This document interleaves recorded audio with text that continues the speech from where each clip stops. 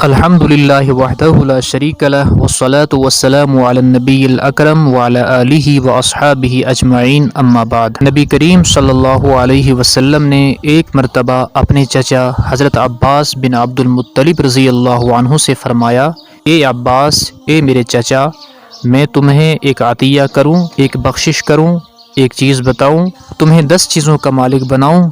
جب تم اس کام کو کرو گے تو اللہ تعالیٰ تمہارے سب گناہ، اگلے اور پچھلے، پرانے اور نئے، غلطی سے کیے ہوئے اور جان بوجھ کر کیے ہوئے، چھوٹے اور بڑے، چھپ کر کیے ہوئے اور کھلم کھلا کیے ہوئے، سب معاف فرما دیں گے۔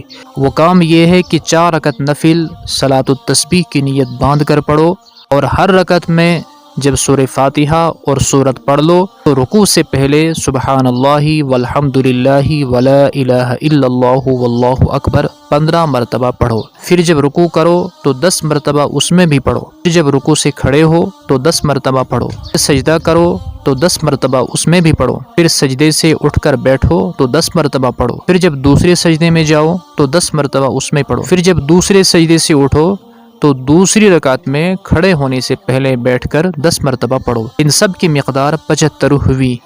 اسی طرح ہر رکعت میں 75 دفعہ ہو جائے گا۔ اگر ممکن ہو سکے تو روزانہ 1 مرتبہ اس نماز کو پڑھ لیا کرے۔ یہ نہ ہو سکے تو ہر جمعے کو 1 مرتبہ پڑھ لیا کرو، اور یہ بھی نہ ہو سکے تو ہر مہینے میں 1 مرتبہ پڑھ لیا کرو۔ یہ بھی نہ ہو سکے تو ہر سال میں 1 مرتبہ پڑھ لیا کرو۔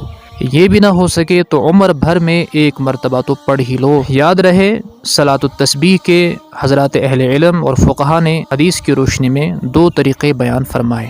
اول یہ کہ کھڑے ہو کر سورہ فاتحہ اور سورت کے بعد 15 مرتبہ چاروں کلمے یعنی سبحان اللہ والحمد للہ ولا الہ الا اللہ واللہ اکبر پڑھے۔ پھر رکوع میں سبحان ربی العظیم کے بعد 10 مرتبہ پڑھے۔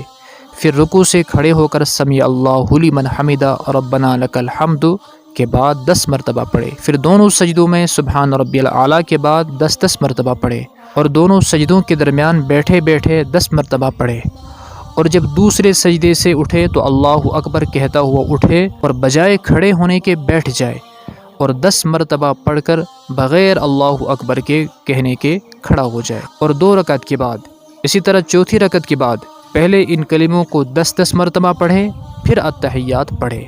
یہ تو تھا پہلا طریقہ۔ دوسرا طریقہ یہ ہے کہ سبحانک اللہم کے بعد سورہ فاتحہ سے پہلے 15 مرتبہ پڑھے، یعنی یہی کلمات، اور پھر سورہ فاتحہ اور سورت کے بعد 10 مرتبہ پڑھے، یعنی رکوع میں جانے سے پہلے ہی۔ باقی سب طریقہ بدستور وہی رہے گا، البتہ اس صورت میں نہ تو دوسرے سجدے کے بعد بیٹھنے کی ضرورت ہے اور نہ ہی التحیات کے ساتھ پڑھنے کی۔ فقہا نے لکھا ہے کہ بہتر یہ ہے کہ کبھی اس طرح پڑھ دیا کرے اور کبھی اس طرح، یعنی دونوں طریقوں کو وقتاً فوقتاً موقع ملنے پر اپنائے۔